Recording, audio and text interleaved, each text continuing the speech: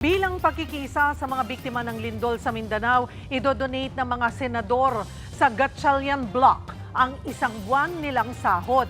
Ayon sa Senate New Majority, bagamat maliit ang kontribusyon, ay inaanyayahan din nila ang iba pang mga kapwa senador na makiisa. Ito raw ang tamang panahon na maipakita ang pagmamalasakit at patunayang lahat sila ay senador ng mga Pilipino kahit pa sila'y may mga paksyon. Hinikayat din nila ang ibang mga Pilipino na mag-abot ng tulong o panalangin kung makakaya. Naghahanda na rin ang mga senador sa Gatchalian Block na bumisita sa mga lugar na apektado ng lindol. Mga kapatid, Cheryl Cosim po, maging maalam at may pakialam sa mga napapanahong issue at headlines. Mag-follow at mag-subscribe na sa social media pages ng News 5.